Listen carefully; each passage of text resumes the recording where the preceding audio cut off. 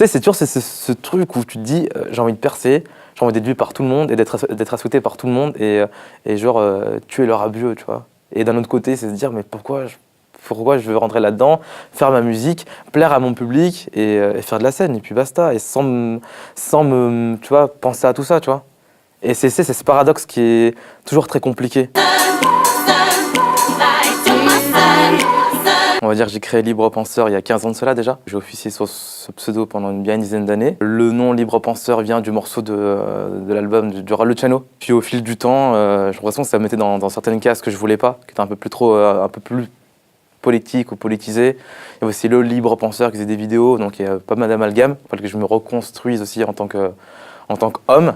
Et je trouvais que changer de nom, reprendre à zéro le projet était la meilleure des choses pour moi, quoi. Dans le morceau Soledad, je commence par j'avance, le cœur glacé, les peurs du passé ne sont que des fleurs fanées. Cette phrase-là, c'était, je crois que la première phrase que j'ai écrite pour ce projet et qui dit bien en fait que tout ce que j'ai fait auparavant, j'ai envie de pas me mettre un terme, mais me dire que c'était du passé, c'était autre chose. Maintenant, je suis dans un nouvel élan et j'ai envie de faire quelque chose qui me correspond plus à l'heure actuelle. Tu réécoutes pas du tout ce que tu faisais avant? Si, parfois, je retombe dessus. Le clip Libre Penseur Deep, je me dis ouais, c'était cool. Se reconstruire dans le sens aussi par rapport à ma propre image, en tant que personne qui se regarde dans son miroir et qui se dit est-ce que je ressemble vraiment à moi-même ou est-ce que j'ai envie d'être. Et franchement, longtemps avec Libre Penseur, j'ai eu l'impression de ressembler à quelqu'un que je n'étais pas. Je suis d'origine indienne et t'as l'impression que je suis un Tismé ou un Antillais, tu vois. Et limite, je cultivais ça pendant longtemps. Je voulais ressembler genre à Kanye West ou à Pharrell Williams, tu vois. Pendant longtemps, je voulais être ce genre d'inspiration. Et finalement, je me suis dit, ben non, en fait... c'est pas toi. C'est pas moi du tout. Et la personne qui m'a fait le déclic de tout ça, c'est Valentin Chenaille, la personne qui a pris la photo de la pochette Soledad, qui m'a dit, mais pourquoi tu te laisses pas pousser les cheveux? Pourquoi t'as pas la barbe? Revendique-toi aussi en tant que... par rapport à tes racines, tes sources, et revenir à quelque chose que toi, tu peux être. Et ça a été dur. Je me suis dit, oh non, je voulais pas l'accepter. Pendant 10-15 ans, je me rasais, tu vois, tête rasée avec la tondeuse, barbe très fine et tout. J'ai fait, bah non, je peux pas accepter cette image-là. Et pendant 6 mois, il y a eu une période un peu de métamorphose, mutation de mon visage. J'ai eu un peu de mal à m'accepter tout de suite. Mais petit à petit, je me suis dit, non, c'est ce que je suis, tu vois. Je me suis redécouvert des frisettes, mon gars. Des bouclettes, je fais que j'ai les cheveux frisés. Je savais pas ça avant. Quand j'étais petit, j'ai des photos où j'ai les cheveux frisés, tu vois. Là, j'ai redécouvert ça, je me suis dit, oh. Et du coup, aujourd'hui, c'est important, toi, justement, de mettre aussi tes racines, tes origines au centre. Enfin, elles sont pas au centre de ta musique, mais en tout cas, on les perçoit, oui. Notamment sur le premier morceau, etc. Enfin, oui. C'est des choses qui sont pas primordiales, mais qui sont là maintenant dans ta musique. Pour toi, c'était important, justement, que ça soit présent. C'était important que je me retrouve moi-même et que ce soit un fil conducteur de ma propre personnalité et de mon personnage et de ce que je voulais faire à l'avenir, tu vois. Mais après, non, j'ai jamais joué de ça, vraiment, j'ai pas d'esprit Bollywood ou esprit à fond indie ou tamoul, tu vois. Mais au moins, comme tu dis, comme sur l'introduction du projet, qui est Pondy, qui est ma ville d'origine, ça retranscrit bien en fait ce départ aussi des racines de la source et d'évoluer vers quelque chose qui soit... qui est sur lequel j'ai envie d'évoluer ou sur lequel j'ai envie d'aller, quoi. Clémarine, ça arrive en fait tout de suite après la fin de Libre Penseur. On sort le clip Deep septembre 2011, on sort le clip Souvenir avec Valentin Petit novembre 2011, produit par Everydays. Et fin d'année, j'arrête Libre Penseur. Everydays, Valentin Petit qui me dit non mais tu peux pas laisser tomber, tu peux pas, arrête pas le rap. Toi, tu voulais arrêter le rap? Je voulais arrêter, en fait. Enfin, je voulais arrêter, c'est un grand mot, mais j'étais épuisé, en fait. Plus d'énergie, j'avais eu l'impression d'avoir beaucoup donné et pas avoir les retours qui me correspondaient par rapport à ce que j'avais donné. Donc j'étais un peu... c'est comme si tu as vraiment tout donné pendant 10 ans et tu arrives à un moment donné où t'as plus la force. Et un burn-out et en mode plus rien. À ce moment-là, Everydays habite à Lyon. Je passe chez lui et on commence à travailler des prods. En fait, en sous-marin, quoi. Je dis à tout le monde que j'ai arrêté le rap, que je fais plus rien du tout. Mais entre-temps... Alors qu'en fait, tu bosses. Alors qu'en fait, 3 mois après, j'allais 2-3 fois par semaine chez Everydays. Et on commence à bosser les samples, on commence à bosser les instruments. T'es fan, toi, des projets où t'as un producteur, un rappeur? Le projet, je crois que j'aime beaucoup, c'est Madlib et D-Claim. Excellent. cet album, il m'a ouvert l'esprit. Est-ce que toi, tu te vois demain rapper sur des prods d'un autre producteur? Bah oui, parce que là, le deuxième EP est bouclé. Il y a une seule personne qui produit encore. Tout seul. Il s'appelle Chicos Pablo. Ok. Et un peu inconnu du bataillon. Et c'est un EP en direction artistique en mode Drake. Drake? Ouais. En fait, Soledad, il s'est construit en 3 ans. Entre-temps, j'ai eu le temps d'écrire autre chose. Et moi, la mixtape de Drake qui est sortie juste avant celle de Drake et Future, je sais pas le nom. If You're Winning This Is Too Late. Ouais. Cet album-là, enfin, cette mixtape, cet album, je sais pas. Bon, Voilà. maintenant, on sait plus. Hein. On sait Bon, plus, mais on s'en fout. Mais ça, voilà, Madonna, par exemple. C'est quoi ce morceau, quoi? Know Yourself. Ça fait trop mal. En fait, ce que j'adore chez Drake, c'est que au début, on n'a pas considéré que c'était un très bon rappeur, entre guillemets. Mais je trouve que si tu écoutes l'évolution de ses albums et la façon dont comment il trouve les mélodies et ses chants, et maintenant comment il chante dans Summer 16, tu te dis le mec est fou, quoi. Toujours ce qui m'a perturbé, ce sont ses mélodies. Il a mis beaucoup de temps à les imposer, ces trucs chantonnés et puis rappés juste après. Et tout le monde n'avait pas très bien compris au début. Et il a tellement imposé le style que c'est devenu normal. Maintenant, c'est devenu classique qu'il fasse ça, tu vois. Et je trouve que sur tous ces projets, c'est la cohérence. Et c'est ce que j'essaie de faire avec Soledad. C'est que de A à Z, on écoute d'une seule traite. Et ce que j'aime chez Drake, tu peux écouter l'album du début jusqu'à la fin et t'as des morceaux que tu peux pas forcément moins aimer que d'autres. Mais en termes de cohérence, tu l'apprécies, l'album. Et c'est ça que je respecte à fond. Parce que moi, j'écoute les albums de A à Z.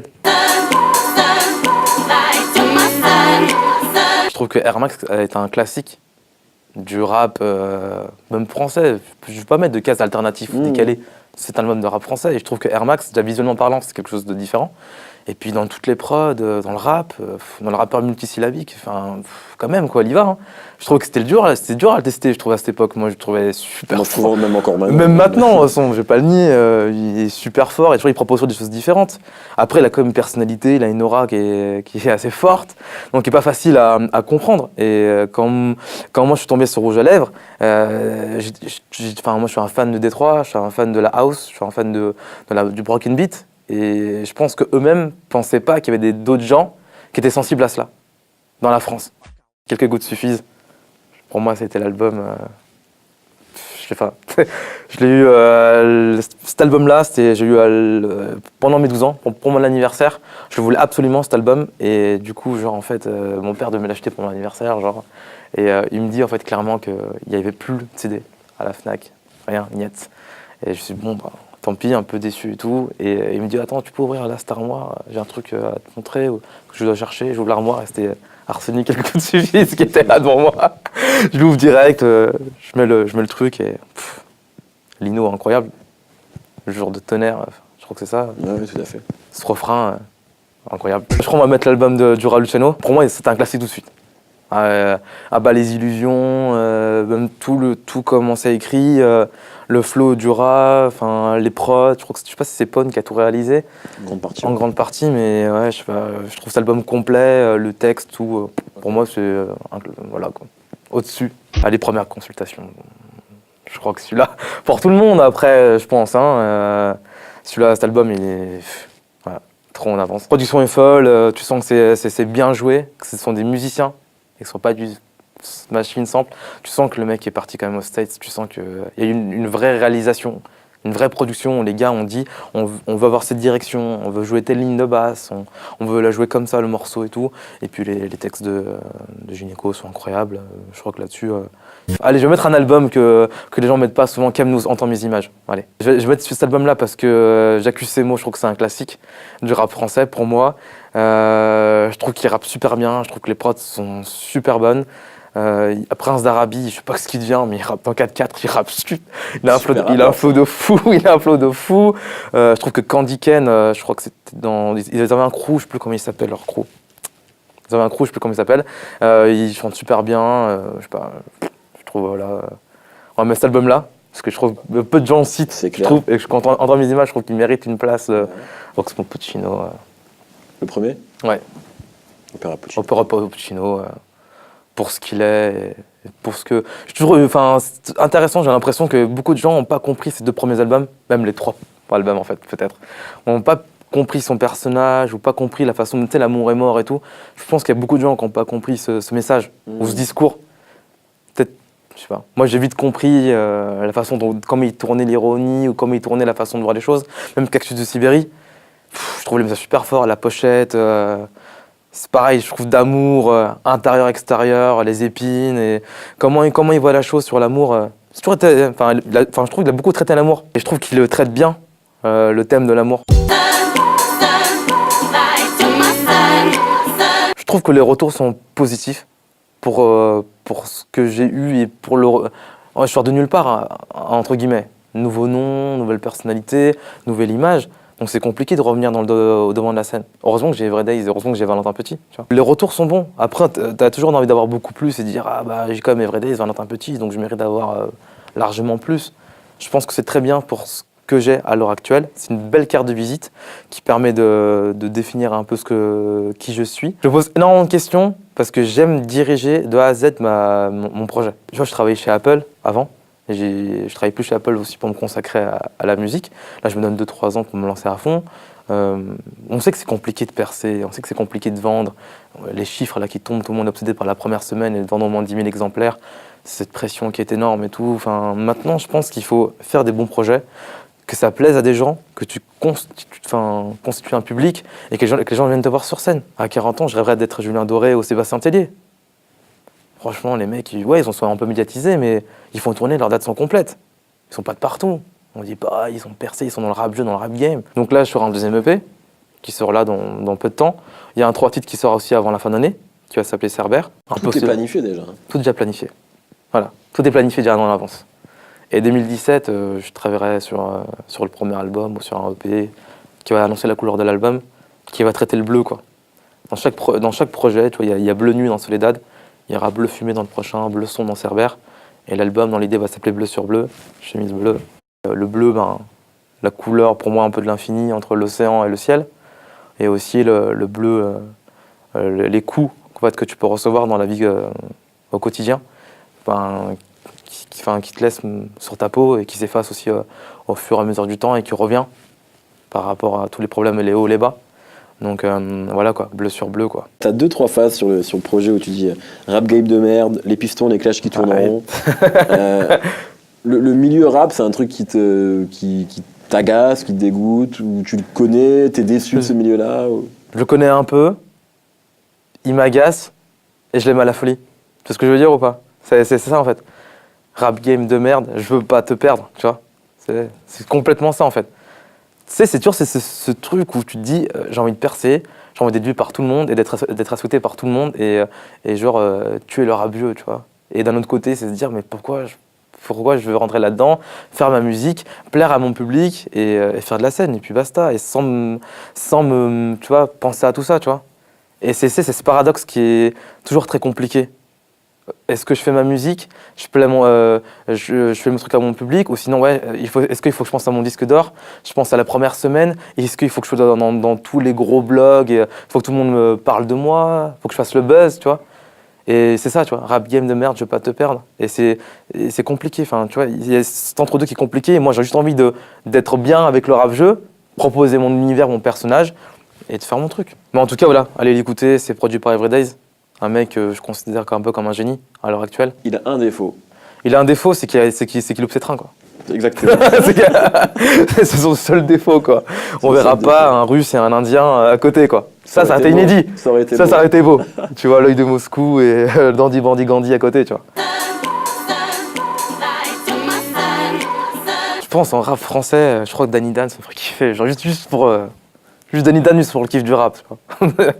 Bah, qu'est-ce que tu veux dire? Super flow, quoi. À l'époque, en fait, j'ai fait la première partie de Danny Dan et CFU, quand il a sorti son premier album, CFU, à Villeurbanne, CCO à Lyon. Et il m'avait checké, on devait faire un truc ensemble, après. Tu vois, à la régulière, comme il disait. Oxmo, ça me ferait kiffer aussi, tu vois. À l'époque, j'aurais dit DC's. Peut-être que Libre Penseur était vache. Tu pouvais un peu comparer sur certaines façons. Et puis, j'ai beaucoup suivi DC's quand il a fait Peter Punk. Je voulais travailler avec lui, avec DC's. Donc, moi, je l'ai suivi, même à ces périodes où il était un peu en doute et tout. J'étais là, moi, quand il faisait Peter Punk, j'étais allé voir sur Lyon, on était quoi, 150 mecs, tu vois, à kiffer son projet. Moi, j'ai grave kiffé, moi, dans le monde crocodile. Je trouvais ça super osé. Je pense qu'il y a plein de gens qui ont dit il est fou, tu vois. On a compris à cet album. Moi j'ai adoré. C'est pour ça que je fais très peu de feats parce que j'ai aussi envie d'imposer une personnalité, enfin d'imposer un personnage, une personnalité sur lequel j'ai pas besoin de featuring, tu vois. Je trouve ça important de s'imposer tout seul. Et Au moins au début, ouais. Au moins au début de se dire je suis capable tout seul de faire des bons projets et par la suite de travailler avec les artistes qui me correspondent et sur lesquels on peut s'apporter, quoi. Mortel. Clémarine, l'Abécédaire, bordel. Un mec de province, quoi. Ça se fait. Je suis Picard aussi, donc c'est pour Voilà, ça que j'adore le rap de province. Merci beaucoup. Cool. Merci.